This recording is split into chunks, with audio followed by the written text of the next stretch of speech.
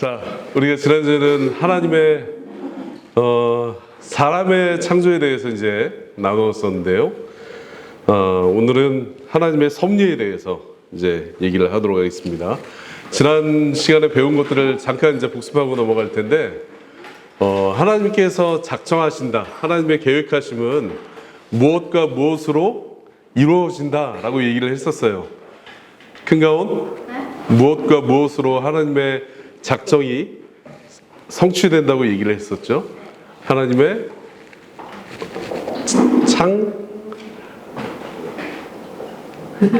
창조, 그 다음에 하나님의 섭리. 이 두 가지를 항상 기억하십시오. 여러분들 진리는 계속 이제 반복돼야 되는 거예요.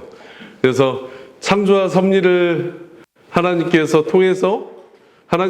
창조와 섭리를 통해서 자신의 계획을 이끌어 나가신다, 이뤄내신다 라고 이제 배웠었고, 오늘은 특별히 지난주에는 이제 창조와 사람의 창조에 대해 배웠다면 오늘은 하나님의 섭리란 무엇인가에 대해서 이제 배우게 될 겁니다.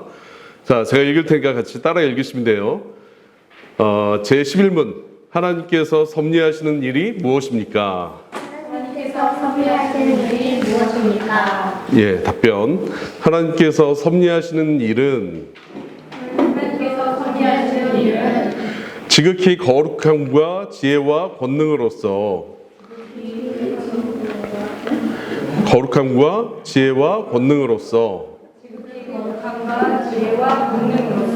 모든 피조물과 그 모든 행동을 보존하시며 통치하시는 일입니다.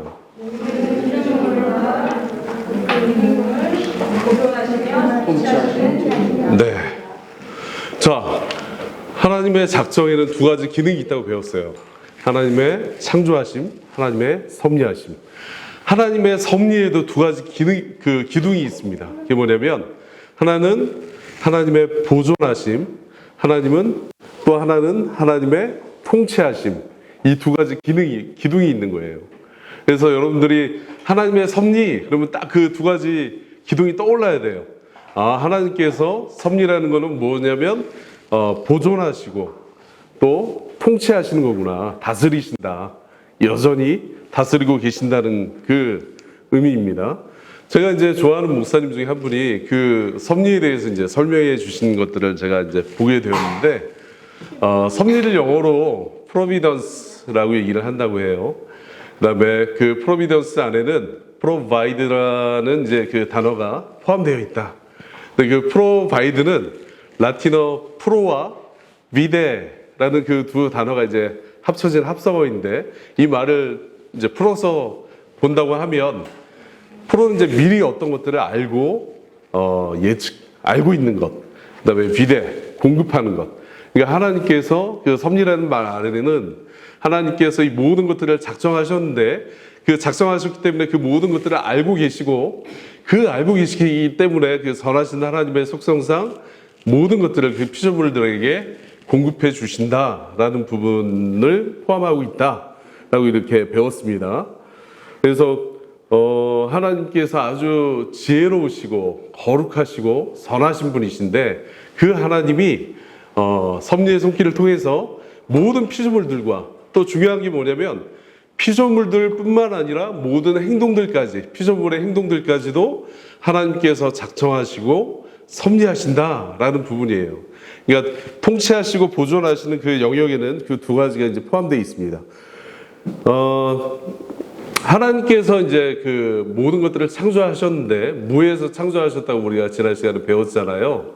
근데 거기에는 예를 들어서 이제 기계적인 창조가 아니라는 부분을 이제 설명을 드리겠습니다. 이게 뭐냐면, 하나님께서 어떤 그 원리들을 설계하시고 태양계를 이제 다 지으신 다음에 그냥 그 원리 안에서 버튼을 어떻게 만드셔가지고 딱 누르면 자동적으로 계속 지구가 자전으로 공전할 수 있게끔 돌아가게끔, 알아서 돌아가게끔, 그 다음에 생태계도 그냥 자기가 그 하나님께서 설계하신 대로 알아서 작동하게끔 이렇게 만들어 놓으신 게 아니라, 하나님께서 여전히 지금도 섭리의 손길로 그 모든 것들을 보존하시고 다스리고 계신다는 의미입니다.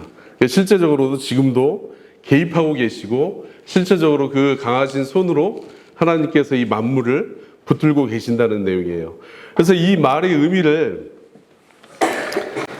조금 더 자세히 설명하고 있는 내용이 하이델베르크 요리문답 제27문에 이렇게 설명이 되어 있어요. 제가 읽겠습니다. 제27문, 하나님의 섭리란 무엇입니까? 하나님의 섭리는 하나님의 전능하고 언제 어디서나 미치는 능력으로 하나님께서 마치 자신의 손으로 하듯이 하늘과 땅과 모든 피조물을 여전히 보존하고 다스리시는 것입니다. 그리하여 잎사귀와 풀, 비와 가뭄, 풍년과 흉년, 먹을 것과 마실 것, 건강과 질병, 부와 가난, 참으로 이 모든 것이 우연이 아니라 아버지와 같은 그분의 손길을 통해 우리에게 임합니다. 이게 하이델베르크 27문의 내용이에요. 되게 구체적으로 잘 설명을 하고 있죠. 우리의 모든 것들, 우리의 출생, 우리의 또 건강, 질병, 또 잎사귀, 작은 풀 하나까지도 하나님께서 여전히 섭리의 손길로 다스리고 계신다는 부분, 그다음에 우리의 미래에 일어날 모든 것들도 하나님께서 작정하시고 선하신 섭리의 손길로 이끌어 가신다. 마치 친아버지가 자기 자녀를 붙드시는 것처럼 하나님 아버지께서 우리의 모든 삶을 인도해 가신다라는 부분이에요. 그래서 여기는 우연이 없습니다. 그러니까 세상 사람들은 어떤 일의 결과를 보고 이렇게 생각해요. 만약에 좋지 않은 일이 갑자기 걸어가다가 내가 맨홀에 막 빠지게 됐어. 그럼 뭐라고 얘기하냐면, 재수없게 오늘 진짜 재수 안 붙은 날이네. 내가 왜 나 이런 데 빠질 리가 없는데 이 우연히 또 이렇게 빠지게 됐네. 이렇게 얘기를 하거든요. 근데 만약 하나님을 믿는 사람은 어떻게 행동하냐면, 안 좋은 일이 이렇게 닥치게 됐을 때 우연이 아니라고 생각하는 거예요. 이 모든 일들을 주관하시는 분이 배후에서 역사하시는 하나님이 계신다. 그래서 내가 어떤 병에 걸리거나 또 내가 어떤 돈을 잃게 되거나 또는 내가 어떤 안 좋은 일을 당하게 될 때 이 믿지 않는 사람들은 그 결과에만 집중을 하거든요. 그렇지만 하나님을 믿는 사람들은 그 배후에서 역사하시는 섭리하시는 하나님의 손길을 주목하는 거예요. 그러니까 잠잠히 멈춰 쓰는 거예요. 하나님의 말씀을 통해서 하나님의 속성들을 묵상하고 또 하나님께서 왜 이런 일들을 내게 주셨는지를 일단 멈춰서서 기도하면서 그러한 부분들을 묵상하는 겁니다.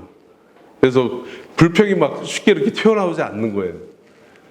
그게 이제 계속적으로 반복되면 하나님의 섭리를 믿는 사람들은 정말 감사할 수 있는 부분이 있는 것입니다. 그래서 우리는 눈에 보이는 결과에 집중하기보다는 하나님의 섭리의 손길을 더 집중을 해야 됩니다. 이게 왜 중요하냐면 실상 이제 눈에 보이는 결과는 정말 이 뒤에서 모든 것들을 주관하시는 하나님의 손길보다 더 중요하지 않기 때문에 그런 부분인데요. 때로는 우리가 이제 간절히 원했던 일들이 있잖아요. 어떤 시험에 합격하고 싶은 사람들, 공모를 막 준비하는 사람들, 또 내가 어떤 것들을 막 정말 간절히 이걸 내가 갖고 싶은 어떤 물건들이 있을 수도 있고, 또 오랫동안 내가 바라던 일, 나의 꿈을 위해서 기도했던 일들이 있을 수 있는데 오히려 그 바라던 일들이 일어나지 않고 반대의 경우가 일어나는 일들이 종종 있습니다. 그래서 그것 때문에 아픔을 경험하기도 하는데 우리가 성경을 통해서 보면 대표적인 그 하나님의 섭리를 얘기할 때 누구를 말할 수 있을까요? 요셉을 말할 수 있겠죠. 요셉은 정말 사랑했던 가족들로부터 이렇게 버림을 당했잖아요. 그죠? 그 다음에 그 형들이 그를 처음에는 죽이려고까지 했어요. 너무 미워서.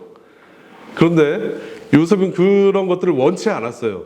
그래서 종으로 팔려갔잖아요, 애굽에. 역시 종으로 사는 건 역시 원치 않았습니다, 요셉은. 그리고 나서 요셉이 총리가 됐을 때 그 형들을 불러 다시 이제 조우하게 됐을 때 이렇게 얘기하잖아요.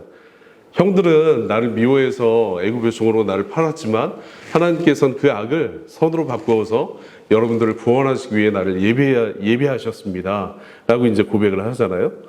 또 모세는 어땠습니까? 또 다윗은 어땠을까요? 다들 자기가 원치 않은 일들을 경험하면서도 그 배후에서 역사하시는 하나님을 고백했잖아요. 성경에는 바울도 그랬고 다윗도 마찬가지로 내가 시편에 이렇게 고백을 보면 내가 사망의 음침한 골짜기를 다닐지라도 해를 두려워하지 않을 것은 하나님께서 나를 이렇게 붙들어 주신다는 것을 믿기 때문이다. 주의 지팡이와 막대기로 나를 인도하신다라는 이런 고백을 하잖아요, 그죠? 그래서 우리는 여러분들이 인생을 살면서 여러 가지 일들을 만나게 될 텐데 그냥 결과만 보고 일희일비하면 안 되는 거예요. 그 결과를 주신 분이 누구신지를 늘 기억하고 묵상해야 되는 거예요. 하나님이 나에게 이 일을 주셨어. 근데 그 일을 왜 주셨을까? 하나님 앞에 기도하는 거예요. 그리고 하나님의 속성을 묵상하십시오. 그리고 정말 위로가 되는 거예요. 제가 이제 그 두 가지 대표적인 섭리에 대한 부분을 좀 나누고 마치도록 하겠습니다.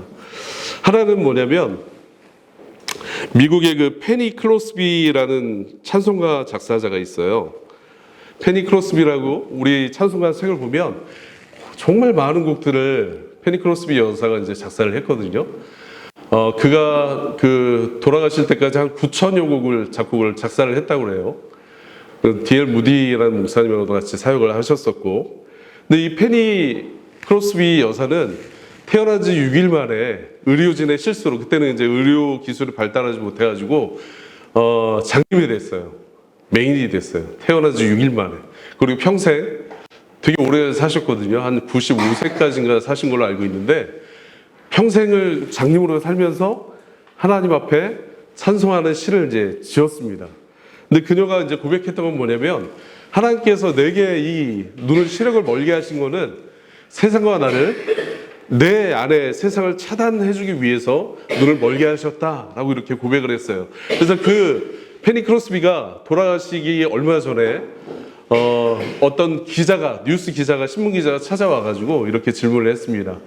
자, 여사님, 만약에 여사님이 하나님께서 여사님한테 다시 한번 태어날 수 있는 기회를 주신다면 무엇을 하나님 앞에 구하겠습니까?